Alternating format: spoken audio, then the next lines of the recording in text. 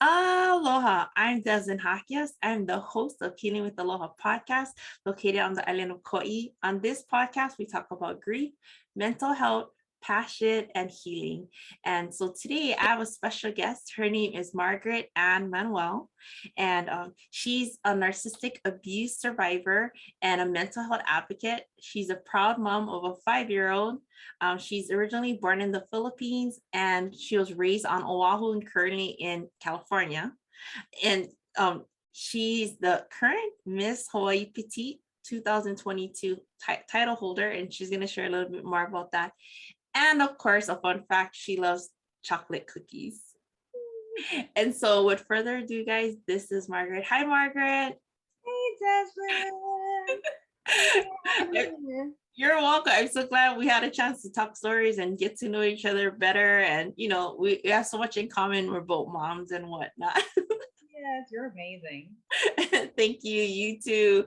Can you share with everybody, you went and you tried out for this pageant.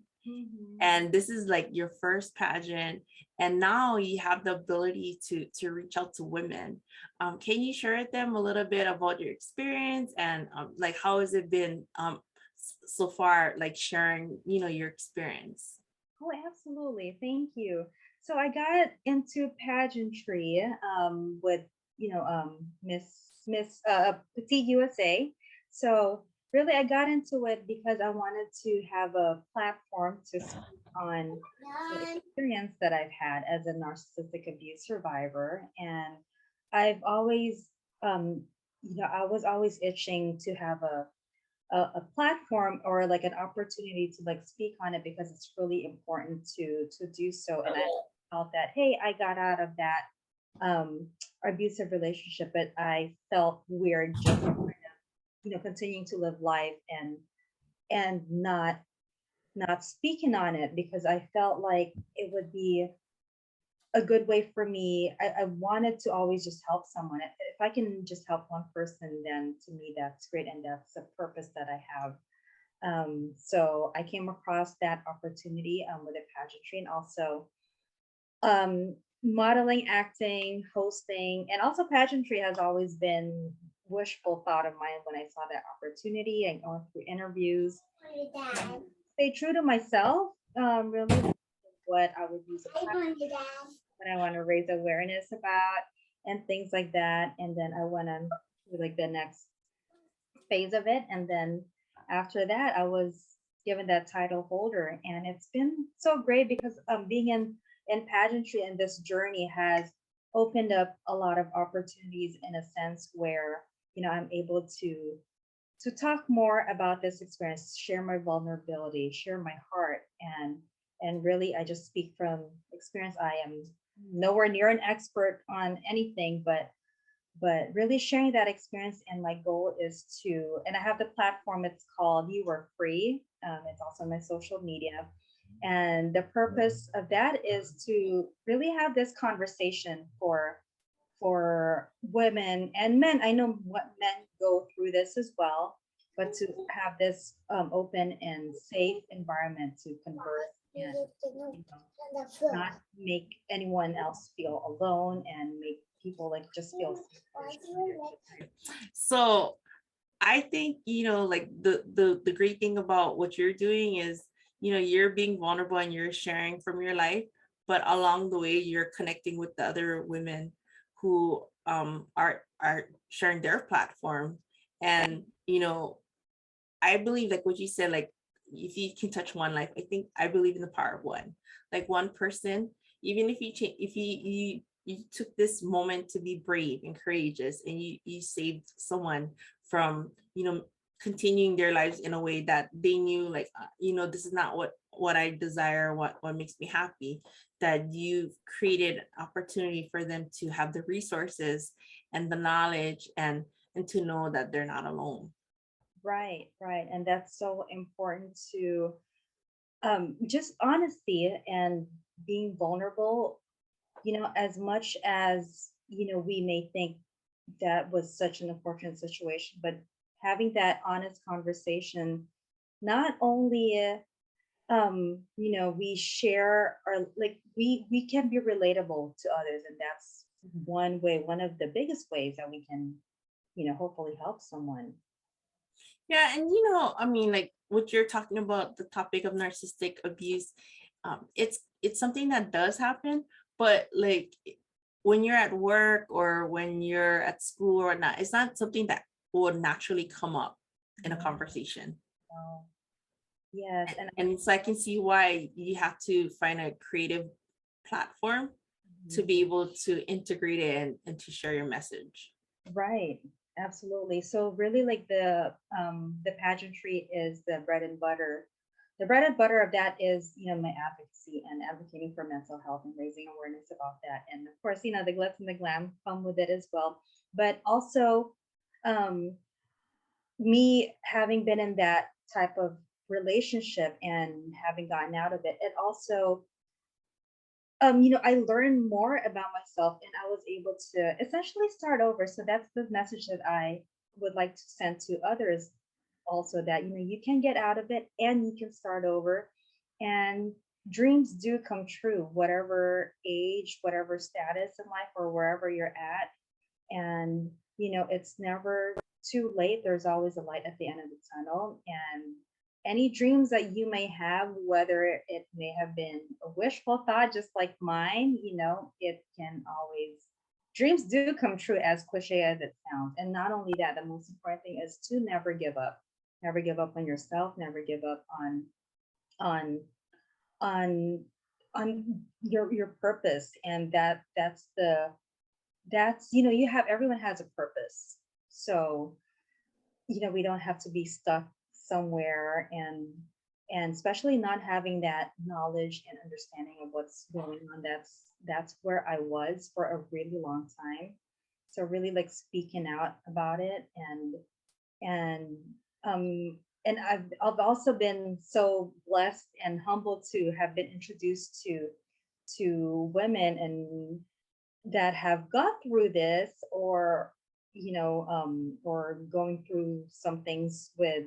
I also touch base on courts also, because that's something that has that's really something that needs to be talked about also, because not a lot of people talk about it, and what they see as domestic violence, and what they put on paper may not be really what's happening in real life. So there's a lot Mm. that needs to be said with that, because it's a struggle at times, when you get out of it and you find your voice, and then you sometimes have to go through that, and then they kind of silence you again, and that's not right. Like in Right. the Mm. No. Yeah, I think that is the part that makes it even harder is you suffer in silence. Yes. There's a lot of shame that we can feel. Mhm. Um, I've gone through some traumatic events and I've had my own experiences with people, but it's like it's one thing that you're going through a difficult time and you're in a relationship that is toxic. But then when you feel like you're suffering in silence and people are all around you and not knowing how to express your pain and what you're going through. Right. And there's a lot of people are going through that.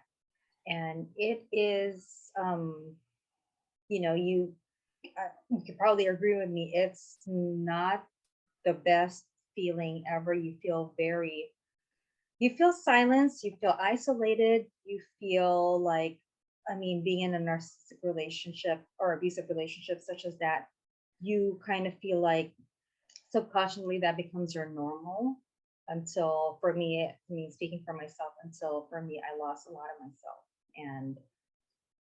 And that's like the worst and lowest times of my life.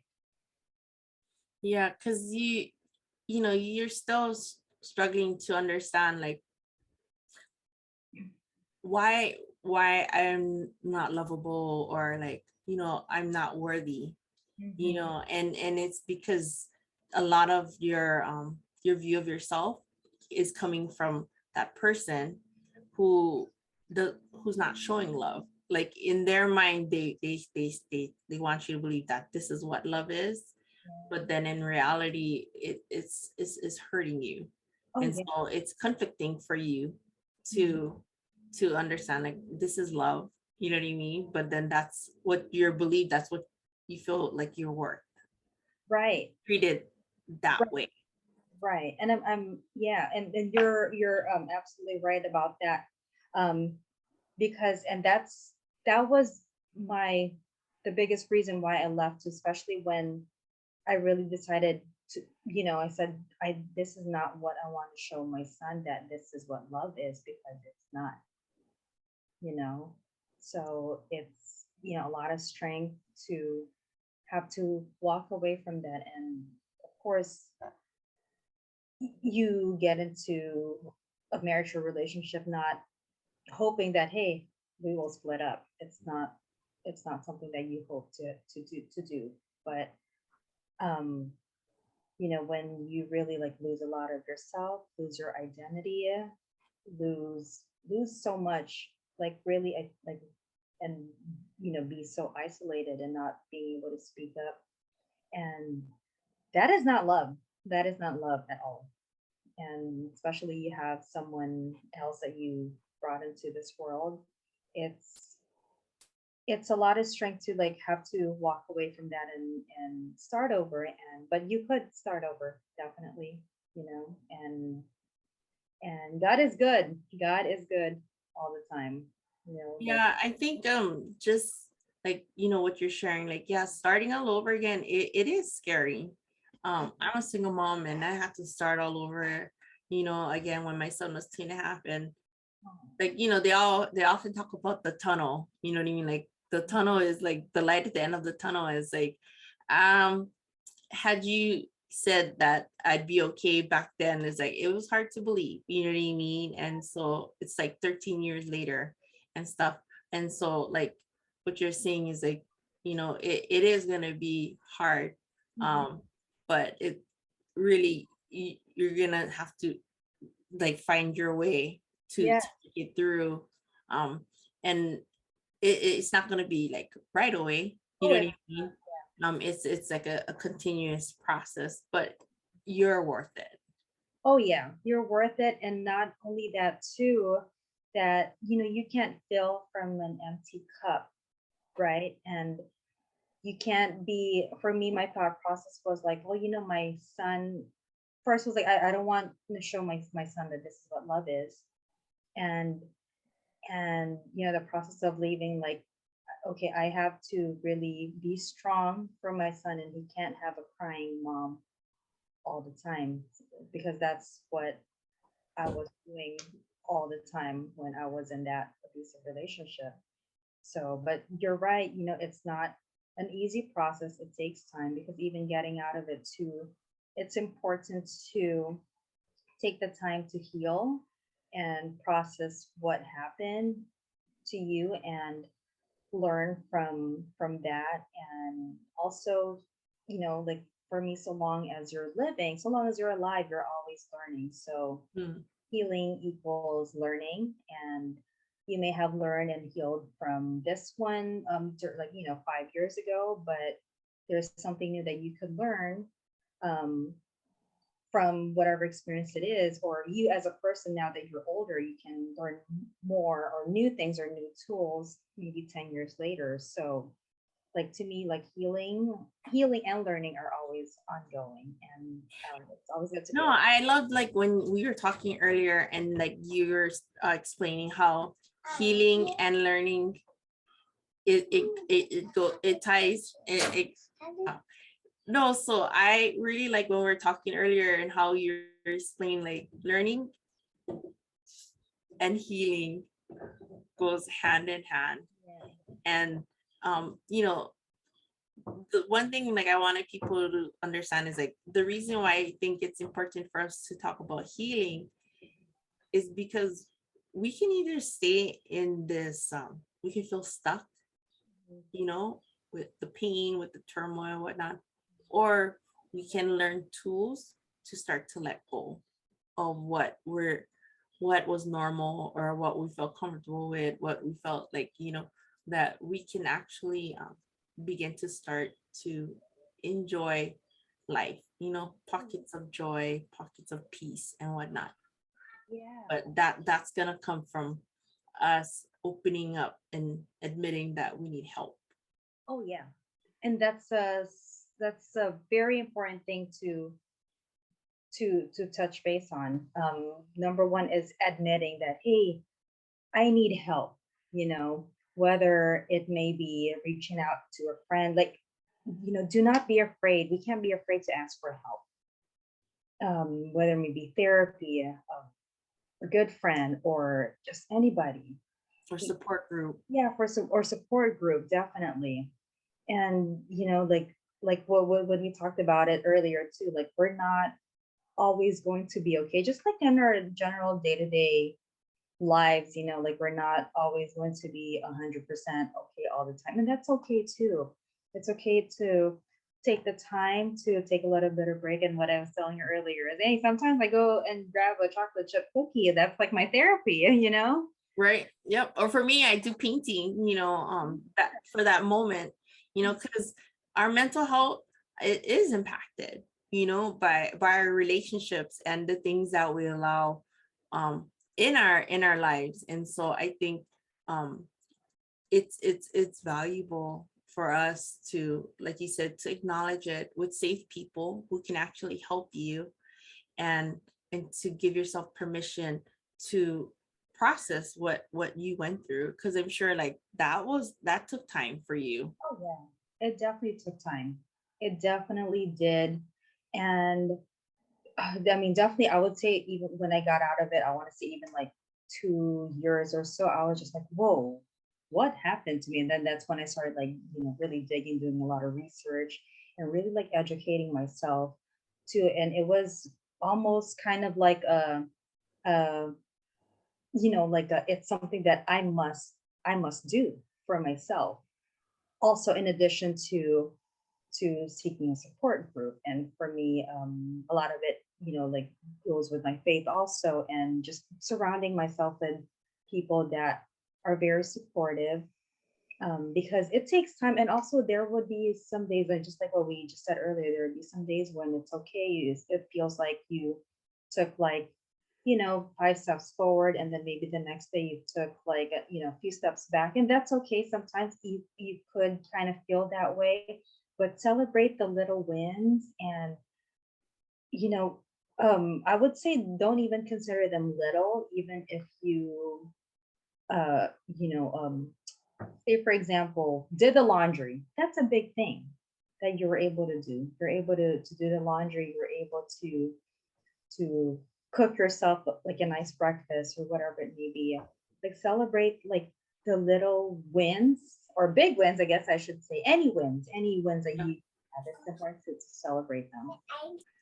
Margaret, I'm so grateful like for the time that we got to share, and just sharing a little bit about narcissistic abuse, and the importance of people getting the help that they need, and to know that you you may feel alone, but you're not alone, and that there's resources and there's people who are more than willing to help you. Is there anything else that you'd like to share with our listeners? Oh, absolutely. So I would like to share really, um, you know, you can start over, definitely. Do not feel like you're stuck there. And, any type of abuse is abuse. So you can definitely start over, and it's not going to be easy, of course, but it's a process, but it's much better to love yourself, and love yourself in the process.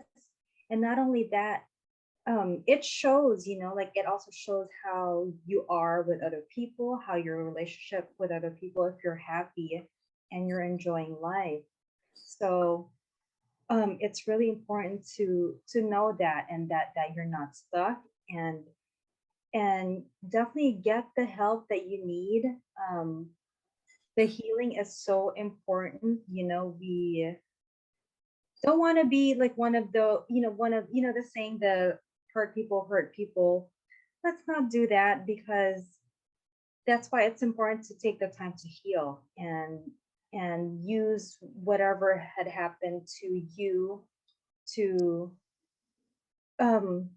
be that be that make it like a motivation to start anew, to enjoy life, and don't let anyone dim your light, dim your shine. Don't, and God is great.